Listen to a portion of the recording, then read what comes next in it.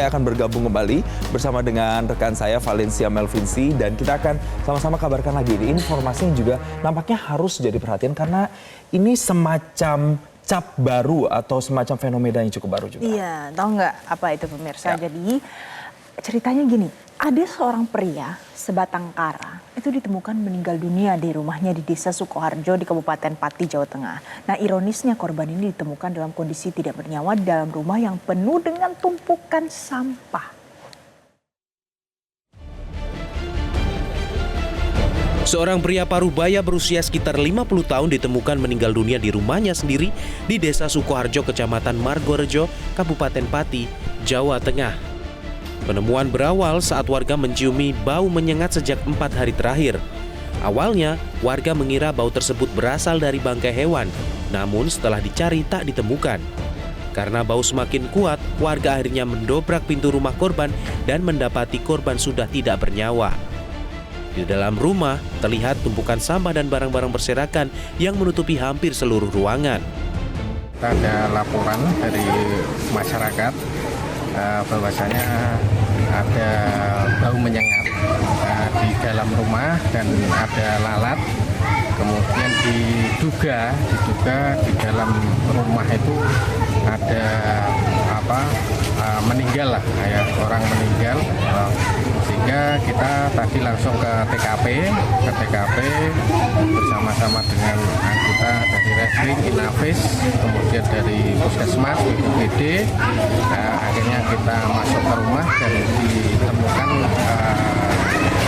satu mayat seorang laki-laki, ya, inisial YG atau Yopi yang asli dari Jawa Barat. Menurut warga sekitar, korban dikenal sebagai pribadi yang tertutup dan jarang berinteraksi. Ia hanya sesekali keluar rumah untuk mengambil makanan yang diantarkan. Pas saya mau pulang kerja itu ditelepon sama kakak kalau bau bangkai. Nah, saya pulang ternyata memang benar ada bau bangkai. Saya cek di kolong mobil tidak ada tikus, terus saya lihat memang lalat itu mengarah ke kamar depan.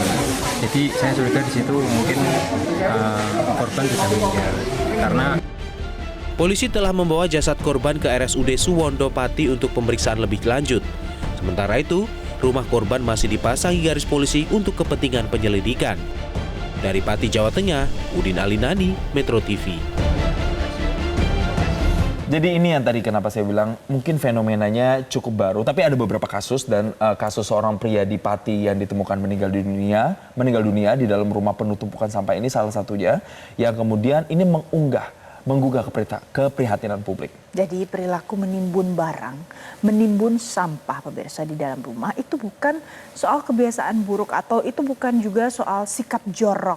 Tapi ini bisa jadi tanda ada gangguan kejiwaan yang disebut dengan hoarding disorder. Nah, penasaran apa hoarding disorder ini? Apakah bisa dikategorikan sebagai gangguan mental? Kita akan ulas pemirsa pagi ini bersama psikolog klinis Daniar Dara Fainsyah. Anda juga bisa berpartisipasi kemudian berinteraksi melalui telepon interaktif di nomor 021 583 99 100. Oke, Mbak Daniar, selamat pagi. Pagi Kak Valen dan juga Kak Jason. Oke, Mbak Daniar, jadi kalau ini disebut sebagai hoarding disorder, apa sebenarnya hoarding disorder itu? Apakah masuk ke dalam kategori gangguan mental? Baik. Jadi seperti yang tadi Kak Valen sudah jelaskan ya, bahwa perilaku menimbun sampah yang sudah terjadi pada di Pati, Jawa Tengah kemarin ini memang sudah bisa dikategorikan sebagai gangguan mental ya, karena memang ada gangguan yang bernama hoarding disorder di DSM-5 atau Diagnostic and juga Statistic Manual of Mental Disorder yang kami para profesional gunakan sebagai kriteria diagnosis untuk menentukan suatu gangguan.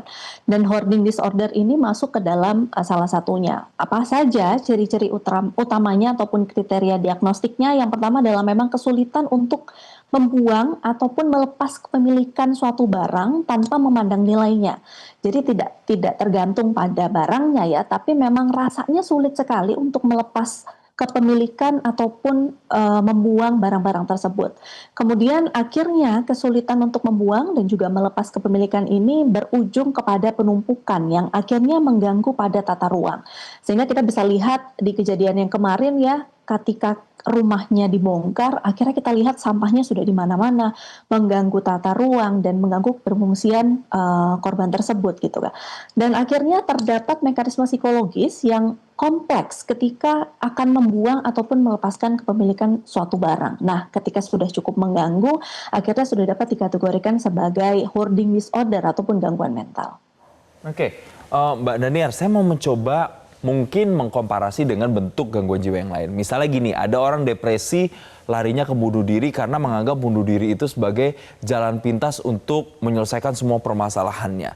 Tapi kalau hoarding disorder, dengan dia menjaga barang-barangnya dan tidak membuang barang-barangnya, perasaan atau sensasi apa sebenarnya yang ingin mereka penuhi? Ekspektasi apa, Mbak?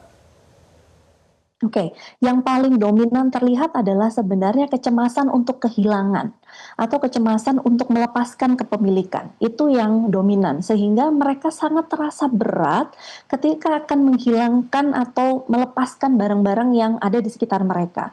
Apa yang bisa menyebabkan ini terjadi? Kalau misalkan depresi, sepertinya ada disoria ataupun hilang minat gitu ya, sudah pemikiran-pemikiran putus asa. Tapi kalau ini khawatir yang sangat berlebih. Pada awalnya misalkan suatu saat kayaknya ini akan kepake gitu ya, tapi lama-kelamaan perilaku atau pikiran ini berujung pada kompulsif yang berulang-ulang sehingga menyebabkan suatu penumpukan yang tidak seharusnya terjadi. Risikonya banyak. Faktor risikonya banyak. Biasanya mereka pernah mengalami satu traumatik, kehilangan tertentu gitu ya. Mereka pernah mengalami satu kemiskinan yang ekstrim. Sehingga sekarang ketika mereka sudah bisa memiliki satu barang, itu mereka menganggap nilainya lebih dari yang orang biasa nilai gitu. Misalkan seperti itu. Sehingga akhirnya apa? Akhirnya mereka merasa melepaskan ini adalah suatu hal yang sangat berat dan sangat sulit untuk mereka lakukan. Gitu. Sehingga ada keterikatan yang menyebabkan tadi mekanisme psikologis yang akhirnya muncul dalam suatu perilaku penderita tersebut akhirnya menjadi sebuah pemahaman yang cukup kompleks. Jadi ada kesulitan untuk melepaskan ternyata bisa jadi salah satu pemicunya. Jadi pemirsa, Jason, ini ada yang menelpon dengan Mas Emil dari Yogyakarta. Mas Emil, selamat pagi. Mas Emil, silakan mau memberikan pertanyaan atau opini, silakan. Halo Kak. Halo Mbak Emil, silakan. Oke, pertama perkenalkan Emil dari Jogja. Aku sebagai anak kuliahan mau bertanya, kan kita sebagai anak kosan kan temennya banyak gitu kan. Nah, itu terjadi salah satu atau beberapa yang emang kurang bisa jaga kebersihan. Nah, itu kita sebagai temennya harus kayak gimana ya? Karena kita kan mau ngasih tahu, tapi kita kan temennya juga gitu. Jadi sikap kita sebagai temennya tuh bagusnya gimana sih Kak gitu.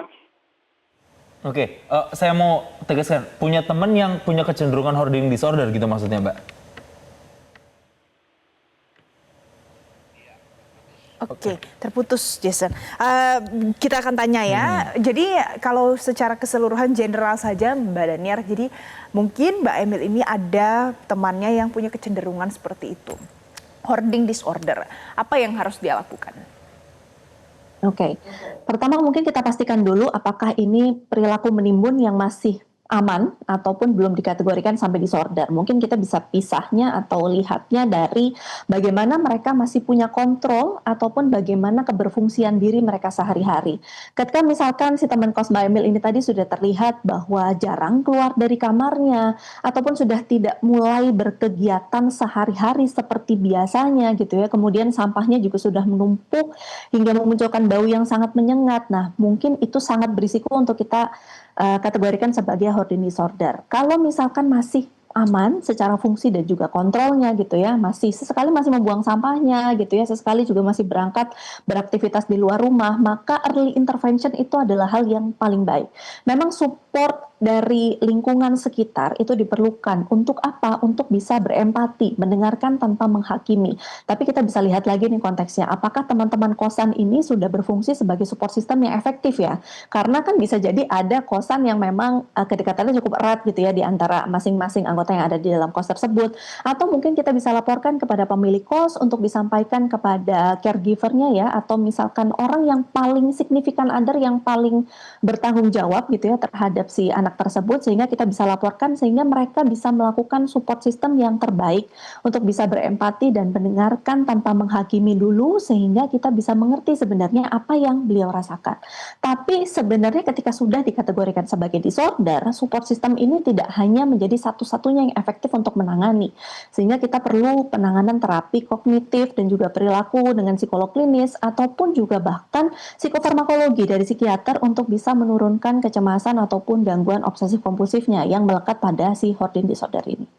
Oke, jadi kita semakin mengerti bahwa hoarding disorder itu ada semacam ketakutan untuk melepaskan begitu ya. Dan kemudian ketika kita sebagai support system, orang-orang yang mungkin di sekitar kita ada yang seperti itu, kita bisa bantu dengan mendengarkan tanpa menghakimi. Dan kalau sudah sampai tahap hoarding, berarti sudah harus mendapatkan penanganan yang lebih serius. Terima kasih psikolog Daniar Dara Fainsya telah memberikan insight bersama kami di Selamat Pagi Indonesia. Terima kasih Mbak Daniar. Jelajahi cara baru mendapatkan informasi. Download Metro TV Extend sekarang.